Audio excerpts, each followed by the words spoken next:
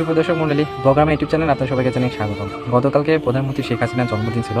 আর এই জন্মদিন উপলক্ষে আমরা দেখলাম যে অনেক বিশিষ্ট ব্যক্তিবর্গ যারা আছে, যারা আওয়ামী লীগের প্রধানমন্ত্রী শেখ হাসিনার ডাই হার্ট ফ্যান, তার আমলে অনেক ধরনের সুযোগ সুবিধা পাইছে। সেই ধরনের চামচাগুলা সে শেখ হাসিনাকে ভালোই শুভেচ্ছা বার্তা দিয়েছে, তাদের দীর্ঘায়ু কামনা করছে। তার মধ্যে একটা চামচা আছে, আমি খারাপভাবেই বললাম, আমি সচরাচর এই ধরনের ভাষা ইউজ করি না, খারাপভাবে বললাম চামচা। এক কথায় চামচার থেকে যদি খারাপ কিছু থাকে সেটা হচ্ছে সাকিব আল হাসান। এই সাকিব আল হাসানকে আমি পোস্ট করতে দেখছি, তার দীর্ঘায়ু কামনা করতেছে। তার সাথে যে শেখ হাসিনার যে ছবি আছে সেই ছবি পোস্ট করে তাকে জন্মদিনের উইশ করছে, এরকম একটা পোস্ট আমরা দেখতে পাইছি। এখন বাংলাদেশের মানুষ যারা এই পোস্টটা দেখছেন, যারা দেখেননি তাদের উদ্দেশ্যে বলতেছেন, যারা দেখেনি, যারা দেখছেন তারা তো কমেন্ট করে যা বল তাই বলছে। এখন যারা সাকিবের পোস্টটা দেখেন নাই, দয়া করে জাস্ট একবার যাবেন, পোস্টটা দেখবেন এবং পোস্ট দেখার পর যে কমেন্ট সেকশনগুলো আছে সেই সেকশনগুলো দেখবেন। যারা সাকিবের ভক্ত আছেন দয়া করে তারা দেখবেন। আমরা সাকিবকে কিসের জন্য পছন্দ করি না? হ্যাঁ, সাকিব অবভিয়াসলি বাংলাদেশের একজন গর্ব। সাকিবের জন্য বাংলাদেশের ওভারঅল বাংলাদেশকে সবাই চিনে, সবাই জানে, অনেকটা বাংলাদেশকে চেনে শুধুমাত্র সাকিব আল হাসানের জন্য। কারণ সে বাংলাদেশের জন্য একটা প্রাউড মোমেন্ট তৈরি করছে। মানে বাংলাদেশের অনেক যারা ক্রিকেট আছে তাদের একজন ছোটোখাটো আইডল। এক সময় আমিও পছন্দ করতাম, কিন্তু ব্যক্তি আর সাকিব আর রাজনৈতিক সাকিব দুইটার মধ্যে অনেক তফাৎ আছে।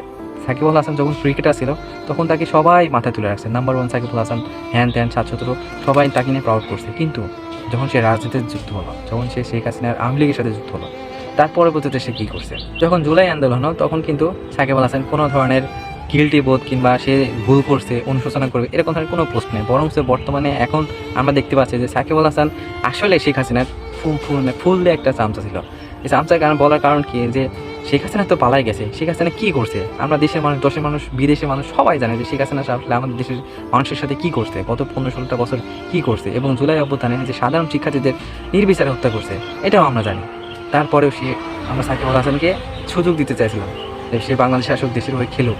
সাকিব আল হাসানের প্রতি আমারও একটু হলে ভালোবাসা ছিল যে না, সে বাংলাদেশের এত বড় একটা প্লেয়ার, অলরাউন্ডার, সারা বিশ্বের সেরা একটা অলরাউন্ডার ছিল, তাকে একটু সুযোগ দেওয়া উচিত, সে দেশে আসুক।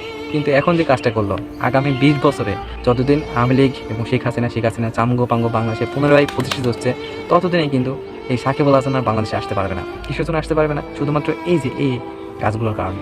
কি করতেছে ভাই সাকিব? মানুষ আস্তে আস্তে কিন্তু সব কিছু ভুলে যায়। খারাপ জিনিসগুলো যত খারাপই হোক আস্তে আস্তে মানুষ রিকভারি করার চেষ্টা করে, কিন্তু সাকিব আল হাসান সেগুলোকে আবার নতুন করে পুনর্জন্ম দিচ্ছে। এই যে এই পোস্টটা শেখ হাসিনাকে নিয়ে করলো, তাকে উইশ করলো, এই জিনিসটা করা আসলে কতটুকু যৌক্তিক? তার মধ্যে একজন বিশ্বসেরা অলরাউন্ডারের কাছে কতটুকু যৌক্তিক? এটা আসলে আমার বিবেক প্রশ্ন জাগায়। বাংলাদেশের মানুষ 16 কোটি মানুষ, সবাই সাকিব আল হাসানকে মোটামুটি কম বেশি চেনে, ভালোবাসে। কিন্তু হাসিনার আমলে যেগুলো হয়েছে সেগুলো তো মানতে হবে ভাই। হাসিনা যে কী করছে না করছে এটা তো আমরা সবাই জানি, কিন্তু সাকিব আল হাসানের মতো প্লেয়ারের কাছে এই জিনিসটা কোনোভাবে মেনে নেওয়া যায় না। দর্শক মণ্ডলী, যদি ভিডিওটা ভালো থাকে অবশ্যই লাইক কমেন্ট করবেন এবং সাবস্ক্রাইব করে পাশে থাকার চেষ্টা করবেন, যেন পরবর্তীতে এই ধরনের ভিডিওগুলো আমি আপনাদের সামনে তুলে ধরতে পারি। সবাই ভালো থাকবেন, আসসালামু আলাইকুম।